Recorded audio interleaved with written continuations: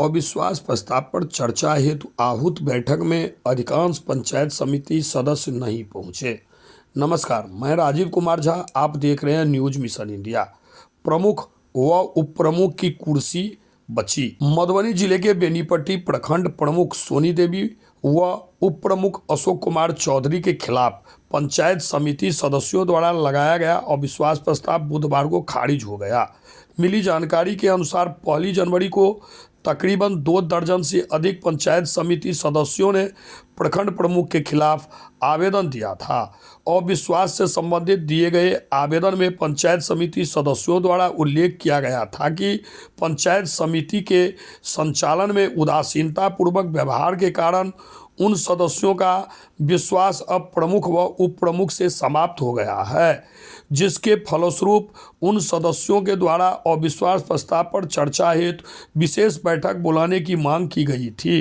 बैठक में विचाराधीन प्रस्ताव पंचायत समिति की बैठक समय पर नहीं बुलाना, प्रखंड में संचालित विकास योजनाओं में अभिरुचि नहीं रखना एवं प्रखंड में भ्रष्टाचार को बढ़ावा देना आदि शामिल था, जिसके आलोक में कार्यपालक पदाधिकारी सह प्रखंड पंचायती राज पदाधिकारी मधुकर कुमार की मौजूदगी में प्रखंड कार्यालय स्थित मेघदूतम सभागार में पंचायत समिति सदस्यों की बैठक बुलाई गई थी, जिसमें दोनों पक्षों के तरफ से अविश्वास प्रस्ताव पर चर्चा की जानी थी। लेकिन विशेष प्रस्ताव पर चर्चा हेतु बुधवार को आहूत बैठक में कुल 43 सदस्यों में से महज 3 सदस्य उपस्थित हुए।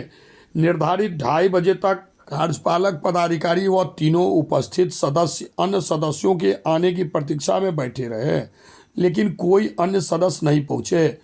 विशेष बैठक में उपस्थित रहने वाले सदस्यों में उप प्रमुख अशोक कुमार चौधरी, वंदना झा और ऋषि झा शामिल थे। जहां अविश्वास प्रस्ताव पर बिना कोई विशेष चर्चा हुए प्रस्ताव को खारिज कर दिया गया। बैठक की अध्यक्षता प्रादेशिक निर्वाचन क्षेत्र तौस की पंचायत समिति सदस्य वंदना झा ने की। इस संबंध में बीपीआरओ मधुकर कुमार ने बताया कि चर्चा के लिए 22 सदस्यों का उपस्थिति होना आवश्यक था, लेकिन बैठक में महज 3 सदस्य उपस्थित हुए, लिहाजा अविश्वास प्रस्ताव कोरम के अभाव में खारिज कर दिया गया, जिसके फलस्वरूप प्रमुख पद पर सोनी देवी और उप प्रमुख पद पर अशोक कुमार चौधरी बने रहेंगे। तो बैठक बुलाई गई थी, विशेष बैठक, उसमें क्या परिणाम निकला?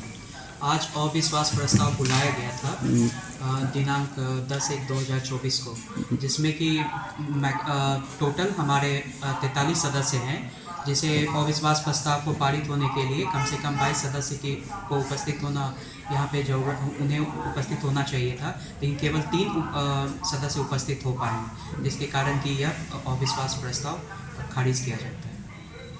कम से कम 22 सदस्य उपस्थित होना चाहिए। अगर 22 उपस्थित होते तो उसमें बहस होता, लेकिन सदस्य उपस्थित नहीं होने के कारण उसको